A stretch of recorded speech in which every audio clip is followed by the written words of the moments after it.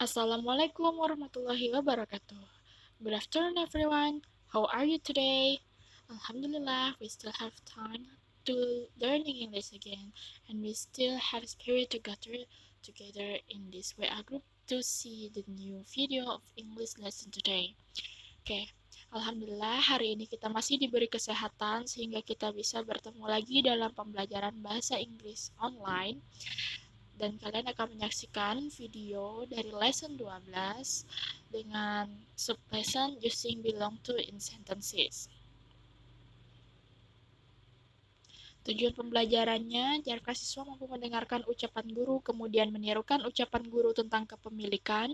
Siswa mampu melafalkan kata-kata baru berdasarkan gambar yang diberikan. Siswa mampu bertanya jawab tentang clothes berdasarkan gambar. Oke, pelajaran kita hari ini yaitu clothes ya, tentang pakaian. Dan materinya yaitu using belong to. Ukhrawi. Bismillahirrahmanirrahim.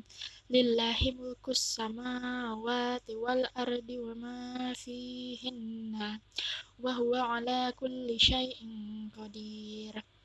To Allah alone belongs the kingdom of the heavens and the earth and everything within, and He is most capable of everything. Milik Allah kerajaan langit dan bumi dan apa yang ada di dalamnya. Dan Dia Maha Kuasa atas segala sesuatu. Quran Surah Al-Ma'idah ayat 120.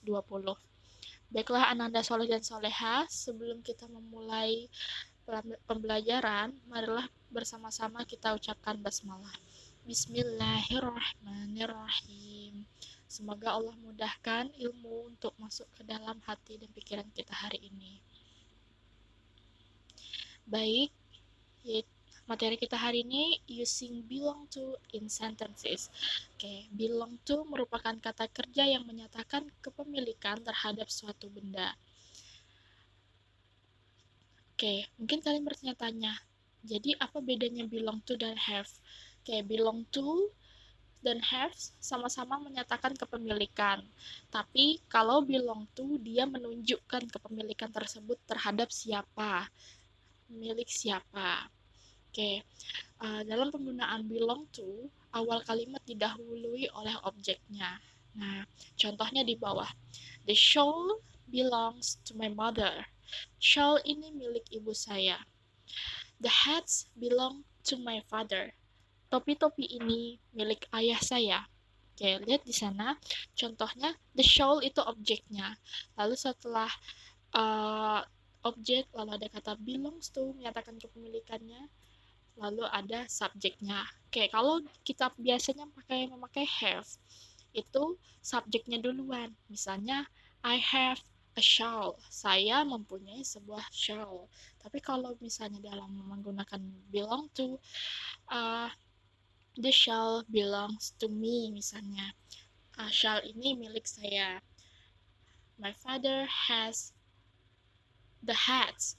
Ayah saya memiliki topi-topi atau banyak topi. Tapi kalau di belongs to, objeknya dulu yang disebutkan, barang yang dimiliki dulu yang disebutkan. The hats belong to my father. Topi-topi ini atau topi-topi itu milik ayah saya. Oke, kita bisa memakai belong to, bisa memakai belongs to. So, bedanya belong to itu digunakan untuk benda yang sifatnya jamak, artinya benda yang mempunyai jumlah bendanya banyak, lebih dari satu. Misalnya di sana ada ties. Ties itu dasi. Sweaters. Sweaters itu baju tebal. Gloves, sarung tangan. Shawls, shawl. T-shirts, kemeja. Oke, ciri khas umum dari benda yang jumlahnya banyak, yaitu di ujung katanya ada tambahan s, menandakan bahwa dia banyak. Tapi ini tidak berlaku untuk semua benda. Ada beberapa benda juga berakhiran huruf s, tapi dia jumlahnya hanya satu. Oke, secara umumnya yang taruh di sana di dalam tabel itu contoh-contohnya. These ties belong to the teacher. Dasi-dasi ini milik guru-guru. Those t-shirts belong to my uncle. Kemeja-kemeja itu milik paman saya. The gloves belong to my little brother. Sarung tangan itu milik adik laki-laki saya. Oke, ingat ya, ketika bendanya jamak atau jumlahnya banyak, kita memakai belong to. Yang kedua, ada belongs to. Nah, kebalikan dari belong to, kalau belongs to itu khusus benda-benda yang jumlahnya hanya satu atau tunggal. Contohnya di sana ada dress, skirt, blouse, trousers, pants. Oke, di sana ada dress, ujungnya juga S. Ada trousers, ada pants. Bukan berarti mereka jumlahnya lebih dari satu ya. Karena memang dari kamus bahasa Inggris, kata tersebut berakhiran huruf S. Jadi kalau misalnya dia jamak jadi dresses, trousers jadi trousers, pants tetap jadi pants. Yang bertambah hanya jumlahnya, misalnya 5 dresses, 5 trousers, or 2 pants. Oke. Contohnya, the dress belongs to my sister. Gaun ini milik saudara perempuan saya. These trousers belong to my brother. Celana panjang ini milik saudara laki-laki saya.